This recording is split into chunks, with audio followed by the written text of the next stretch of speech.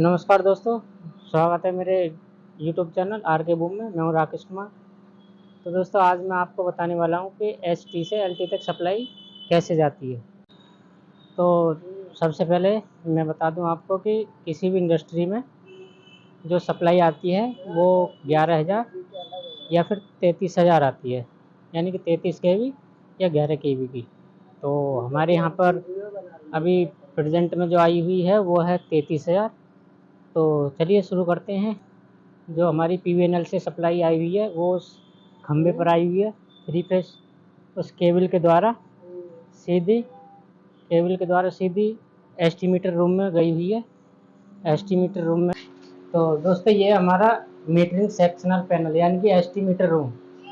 तो यहाँ पे क्या है कि यहाँ पे ST के सारे पैरामीटर्स आते हैं, जैसे कि ST के वोल्टेज, पावर फैक्टर, फ्रीक्वेंसी, आपका KWH, KVH रीडिंग जो आती हैं ये इसमें मीटर में आती हैं। जो हमारा बिल बनता है बिजली का वो यहीं से बनता है।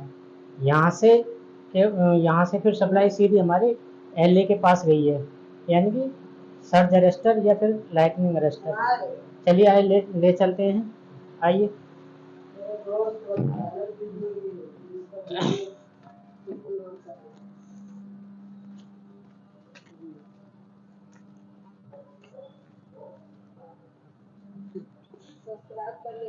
तो दोस्तों ये जो एस्टीमीटर से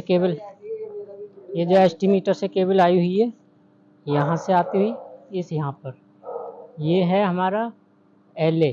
इसको सर्ज अरेस्टर या LA बोल सकते हैं। तो जो हमारे अरेस्टर होते हैं दो तरह के होते हैं, एक तो लाइटनिंग अरेस्टर, एक होता है सर्ज अरेस्टर। जो सर्ज अरेस्टर का हम यूज़ करते हैं वो हमारी आकाशीय बिजली और जो शॉर्ट सर्किट से भी सुरक्षा प्रदान करती है। और जो हमारा लाइटनिंग अरेस्टर होता है वो ऊंची स्थानों, ऊंची जगह पर लगाया जाता है।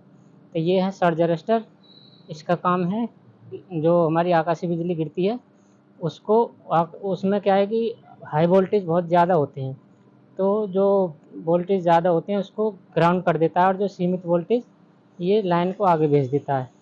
और जो कभी कभी पीछे से जैसे हमारे 33,000 से सप्लाई अगर 34-35,000 आई है, अगर आ गई है तो ये क्या करेगा, उसको भी ये ग्राउंड कर देगा। तो उसके बाद सप्लाई आती है हमारे इस यहाँ पर। ये हमारा आइसोलेटर, इसको आइसोलेटर बोलते हैं। इसका काम है कि सप्लाई को बिल्कुल काटने का काम करता है ये। तो इसको काटने पर जो हमारा आगे की सप्लाई बिल्कुल कट जाती है और हम किसी भी चीज़ का मेंटेनेंस कर सकते हैं, चाहे हमारी बस बार हो, चाहे ब्रेकर हो, सबका मेंटेनेंस कर सकते हैं। तो दोस्तों इसको ऑपरेट करने के लिए हमें नो लोड पर यूज़ करते हैं, इसको ऑन लोड पर कभी यूज़ नहीं करते हैं। तो उसके बाद ये है हमारी VCB यानी कि वैक्यूम सर्किट ब्रेकर। तो इसका काम क्या है, ये सप्लाई को ब्रेक करने का काम करती है और सेफ्टी भी हमें प्रदान करती है। जैसे कि कोई शॉर्ट सर्किट हो जाए या कोई अर्थ फॉल्ट हो जाए तो ये ब्रेकर ट्रिप हो जाता है। और इसमें क्या है कि जो इसमें एक दो लाइन है, एक इनपुट है एक आउटपुट है। इसमें अंदर एक बॉटल ट्रिप होती है और उस बॉटल ट्रिप में वैक्यूम बनता है, यानी कि वैक्यूम VCB का मतलब होता है वैक्यूम सर्किट ब्रेकर। तो उस बॉटल ट्रिप में वैक्यूम बनती है, जहाँ पर जब दो कॉन्टेक्टर आपस में मिलते हैं तो स्पार्क होता है। तो उसको स्पार्क को बुझाने के लिए वैक्यूम का यूज़ करते हैं। उसके बाद ये हमारा करंट ट्रांसफार्मर, ऑयल टाइप का करंट ट्रांसफार्मर है। तो इसका काम है करंट को मेजर करना, क्योंकि जो हमारी ST लाइन है इसमें दो वाइंडिंग होती है, एक प्राइमरी और एक सेकेंडरी। प्राइमरी में बहुत ज़्यादा करंट होता है जिसको हम किसी मल्टीमीटर या छोटे इक्विपमेंट से नहीं नाप सकते। उसके लिए हमारी सेकेंडरी वाइंडिंग होती है इसमें, उसके द्वारा करंट को मापा जाता है। कि ये जो होता है एक स्टेप अप ट्रांसफार्मर होता है, क्योंकि वोल्टेज अगर बढ़ेंगे तो करंट कम होगा, जब करंट को कम होगा तो हम उसको आसानी से माप सकते हैं। उसके बाद ये हमारी बस बार मेन लाइन। जो हमारी ये जो लगी हुई है डिस्क इंसुलेटर हैं, ये बस बार है, यहाँ पर लाइन कनेक्ट हुई है। तो यहाँ से हम दोस्तों एक से अधिक सोर्स हम ले जा सकते हैं। अगर आपके पास 2 ट्रांसफार्मर हों, 3 हों ट्रांसफार्मर, जितने भी हैं आप आगे ले जा सकते हैं। तो हमारे पास 2 ट्रांसफार्मर हैं 2000 केवीए के। चलो दिखाते हैं। जो बस बार से हमारी जो लाइन कनेक्ट है 3 फेस RYB, उसके बाद इस आइसोलेटर पे आइए। इस आइसोलेटर का काम है सप्लाई को काटना, क्योंकि इसको काटने के बाद हम अपने ट्रांसफार्मर में आसानी से अपने ब्रेकर में, BCB में, ब्रेकर में इनको क्या है मेंटेनेंस आसानी से कर सकते हैं। तो इसको यहाँ पर इसलिए लगाया गया है क्योंकि अगर हमारा एक ट्रांसफार्मर अगर मेंटेनेंस में है तो हम दूसरे ट्रांसफार्मर से सप्लाई को कंटिन्यू दे सकते हैं।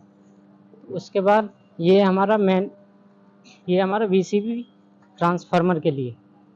तो इसका काम भी दोस्तों ब्रेकर को, इसका काम भी सप्लाई को ब्रेक करना है, पावर सप्लाई को। तो इसमें भी जैसे कभी तुम्हारा सेफ्टी प्रदान करती है, चाहे इसमें आपका शॉर्ट सर्किट हो जाए, अर्थ फॉल्ट हो जाए, तो यहाँ पे ये ब्रेकर ट्रिप हो जाता है। तो हमारा आता है ये CT करंट ट्रांसफार्मर। तो ये करंट को मेजर करने के काम आता है। उसके बाद ये हमारा सर्ज रजिस्टर है। तो इसका काम होता है दोस्तों, जो हमारी आकाशीय बिजली या फिर हमारे जो ऊपर से आकाशीय बिजली गिरती है बारिशों के टाइम पर, उससे ये हाई करंट जब आता है कंडक्टर पर तो उसको ये ग्राउंड कर देता है। तो दोस्तों ट्रांसफार्मर से पहले इसीलिए लगाते हैं। अगर इसको नहीं लगाएंगे, बाय द वे कभी हमारी लाइन पर अगर बिजली गिरती है तो ट्रांसफार्मर चलते टाइम क्या है कि ब्लास्ट हो सकता है, फट सकता है ट्रांसफार्मर। तो उससे पहले इसको एल को यूज करते हैं। तो उसके बाद हमारी जो सप्लाई गई है ट्रांसफार्मर की बुशिंग पर इनपुट लाइन, ये जो ट्रांसफार्मर है, ये ट्रांसफार्मर है 33 kV और आउटपुट है इसकी 440, यानी 33,000 वोल्ट इनपुट है और आउटपुट हमें 440 वोल्ट देता है। दोस्तों वीडियो अगर पसंद आई हो तो लाइक करो और सब्सक्राइब करो, और अगली वीडियो में ट्रांसफार्मर के बारे में बताऊंगा। तब तक धन्यवाद।